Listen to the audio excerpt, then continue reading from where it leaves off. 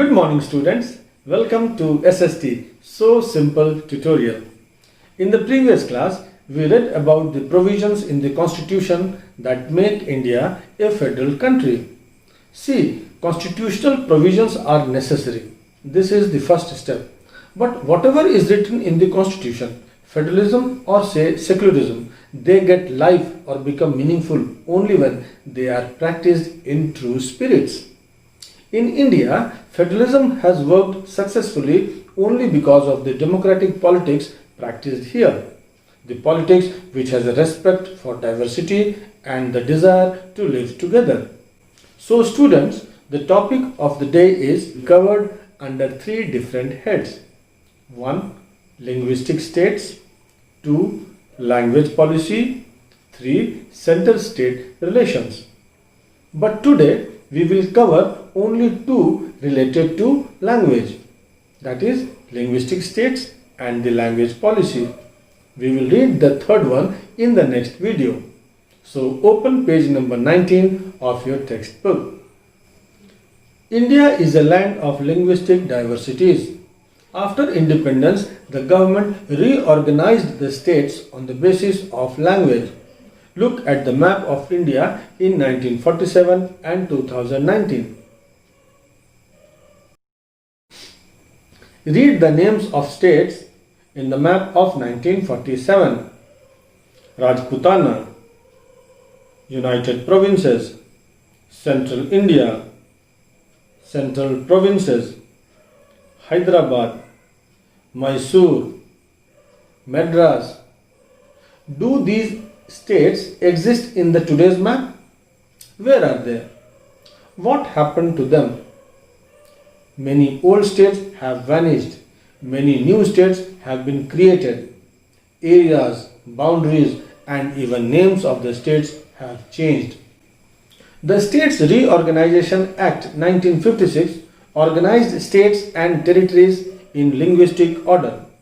But the first linguistic state to be formed was Andhra Pradesh for the Telugu speaking people in 1953. Remember this? This is a GK question. All this was done to ensure that the people who spoke the same language lived in the same state. For example, Kerala was made for the Malayalam speaking people, Karnataka for Kannada speaking people. Later on, some states were also created to recognize differences based on culture, ethnicity or geography. These include states like Nagaland, Uttarakhand, Jharkhand. When the demand for the formation of states on the basis of language was raised, some national leaders thought that people might become concerned about the regional gains than the interest of the nation. They were apprehensive that linguistic loyalty might come in the way of national integration and lead to the disintegration of the country. Therefore, the central government had resisted linguistic states for some time. But the experience has shown that the result was otherwise. These fears proved futile. The formation of linguistic states has actually made the country more united. It has only made administration easier. The administration of states are being carried out in the language spoken by the majority of the people of the state. It led to the local people participate in the administration in a larger number because of being able to communicate in a common language. This helped in better understanding of the government schemes in local language. Let us now see the second topic, language policy. Before I start this topic, all of you open page number 22. Linguistic diversity of India.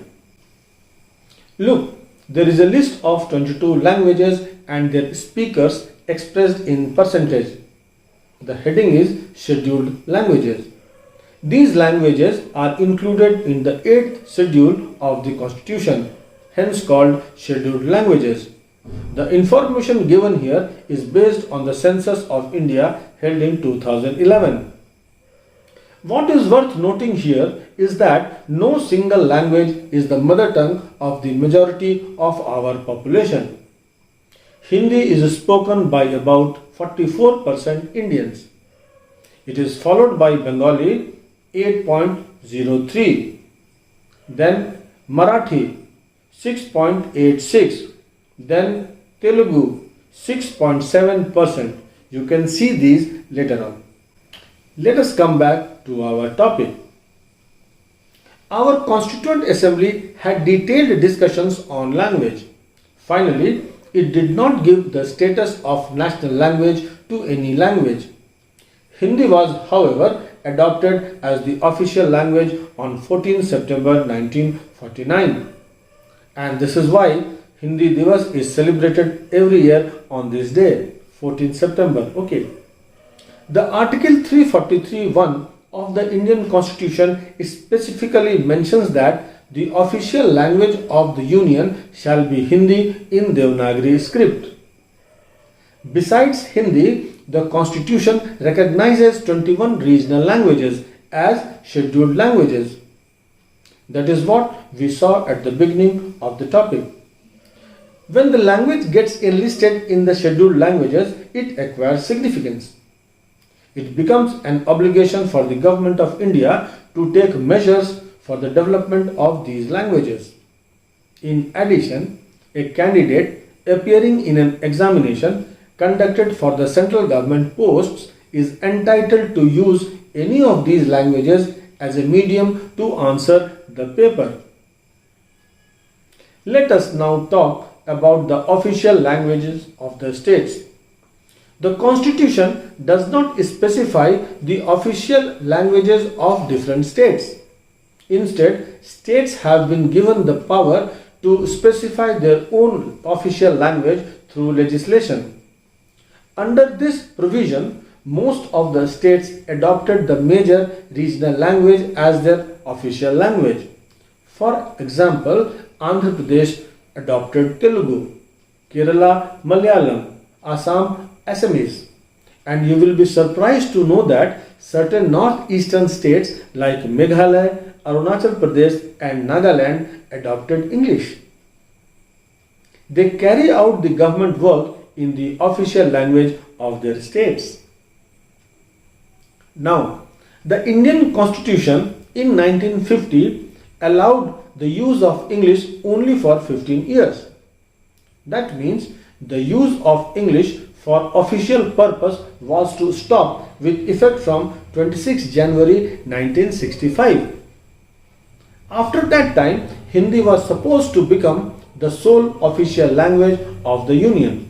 I want to remind you here that though the Constituent Assembly had accepted Hindi as the official language, there was a prolonged controversy. And even at present, Hindi is not very much accepted by the South Indians. So, as the time approached, there was a strong opposition from the southern states, particularly Tamil Nadu, then called Madras state. They felt that the federal government was trying to impose Hindi over them. They demanded that the use of English continue, which they found more acceptable. Here you can notice that the government took the step very cautiously. They did not follow the path that Sri Lanka had followed. The central government responded by agreeing to continue the use of English along with Hindi for official purposes even after 1965. This is what is prudential reason, isn't it? Next, promotion of Hindi.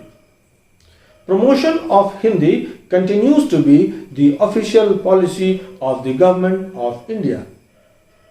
The central government is taking a number of steps for the popularization of Hindi amongst the non-Hindi speaking people, particularly its own employees. Promotion does not mean that the central government can impose Hindi on states where people speak different language.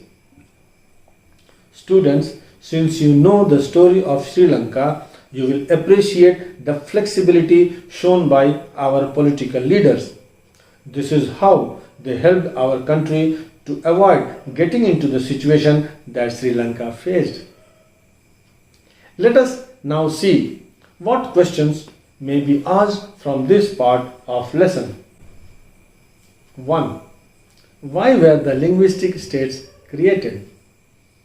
Explain the language policy of India. What do you mean by scheduled languages? How many languages are included in the 8th schedule of the Indian Constitution? Students, now we have only the third subtopic left, center-states relations, that we will take up in the next video. Till then, keep reading and have a nice time. Thank you.